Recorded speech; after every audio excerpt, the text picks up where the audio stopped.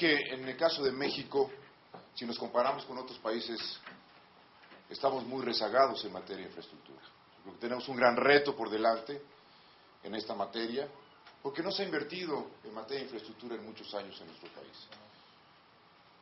Si nos comparamos, por ejemplo, y estas son las cifras del Foro Económico Mundial, si nos comparamos en cuanto a la calidad de infraestructura, pues nos encontramos a la mitad de una tabla de 130 países y estamos en el quinto lugar en América Latina, atrás de Puerto Rico, de Chile, Panamá y El Salvador.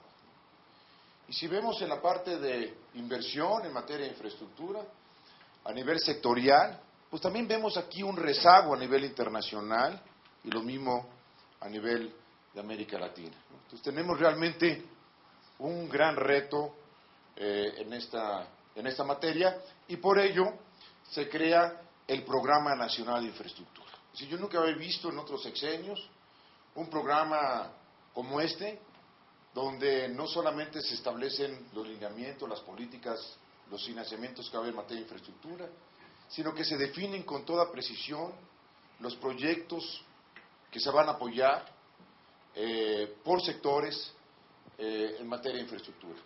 En el escenario base, pues estamos hablando de cerca de 2.500 miles de millones de pesos, es decir, cerca de 230.000 millones de dólares. Esa es la inversión que está previsto en el Programa Nacional de Infraestructura. Sin embargo, hay otros proyectos que están surgiendo a nivel de los estados, a nivel de los municipios. Hemos venido identificando una serie de proyectos adicionales al inventario de proyectos que están plasmados en el Programa Nacional de Infraestructura. Y el Programa Nacional de Infraestructura prevé 3 grandes bloques: la parte de comunicaciones y transportes, la parte de agua y la parte de energía. Nada más energía representa cerca del 60% del programa. El Fondo Nacional de Infraestructura está básicamente en esta primera etapa, estamos focalizados en lo que es comunicaciones y transportes y la parte de medio ambiente. Si excluyendo la parte del sector de energía, este programa está diseñado para que 42 centavos de cada peso vengan del sector público y 58 centavos de cada peso del sector privado. El gobierno federal no cuenta con todos los recursos para poder hacer frente a estos requerimientos de capital que requieren este inventario de proyectos.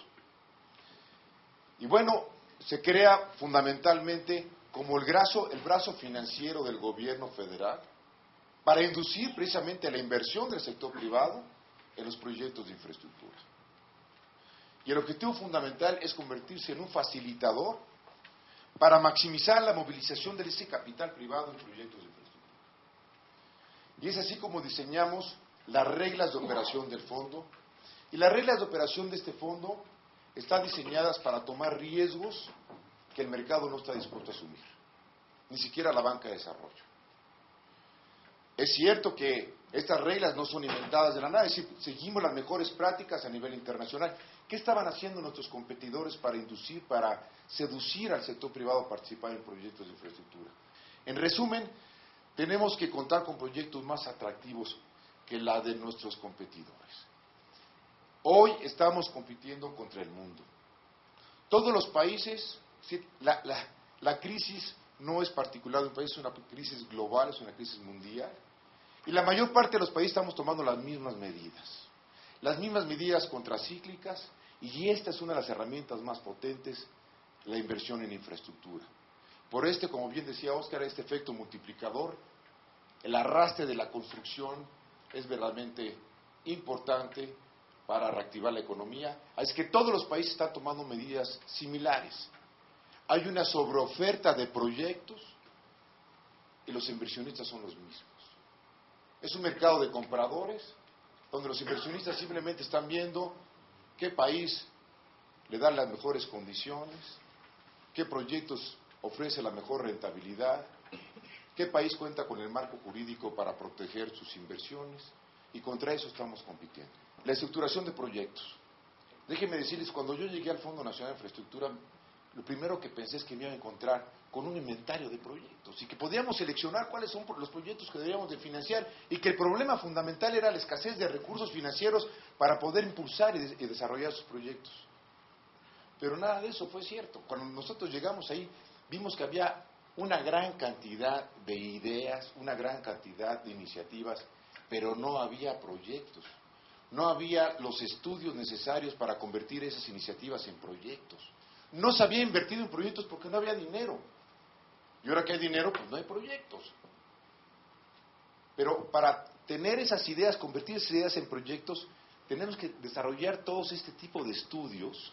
Y lo que estamos tratando de hacer dentro del fondo es crear una fábrica de proyectos. Pero tenemos que agilizar. Y ahorita vamos a ver las medidas que estamos tomando para agilizar ese proceso de la elaboración de los estudios, que el estudio de costo-beneficio, que el estudio de impacto ambiental, que el estudio de demanda, que el proyecto ejecutivo. No tienen idea de la cantidad de estudios que se requieren para estos proyectos de infraestructura. Y llevan meses. El promedio que tenemos en manobras son de más de 3 años, desde la identificación del proyecto hasta la conclusión de los estudios y el lanzar la licitación. Y toda falta la construcción del proyecto. No tenemos tiempo para esperar 3 años para identificar los proyectos y lanzarlos dentro de 3 años. ¿Qué hemos visto a partir de la crisis? Yo les diría de septiembre a la fecha. Y esto es un poco lo que estamos viendo el antes y después. Antes veíamos que los proyectos, pues estaban, una de las características de los proyectos de infraestructura es que se financian de manera muy apalancada, o sea, no es como una empresa. Aquí se requiere más o menos el 20, el 25%, incluso en algunos casos menos que eso, de capital, y el otro 80% es deuda. El problema era conseguir esta deuda. Pero así es como se venían apalancando los proyectos. Hoy ya vemos que el nivel de apalancamiento es más 50-50. Eso es lo que se está exigiendo el mercado. ¿Y eso qué implica? Que ahora el problema también es el capital, ya no solamente la deuda. Tenemos otro producto que es el FEPI. Les comentaba que tenemos que hacer esta fábrica de proyectos, tenemos que darle dinamismo a la elaboración de estudios para los proyectos de infraestructura, pero si seguimos todo el proceso de la ley de adquisiciones, donde tenemos que hacer licitaciones para la contratación de consultores, nunca vamos a terminar. Y es así como nace esta iniciativa, que es un fondo mixto, es un fondo privado, porque el 51% viene del sector privado, de constructoras mexicanas, donde participa incluso Cemex, Ideal, ICA, etcétera, y nosotros con el 49%, y a través de este fondo lo que hacemos, no hacemos otra cosa más que contratar consultores mexicanos para la elaboración de estudios. No tenemos que seguir la ley de adquisiciones porque es un fideicomiso privado.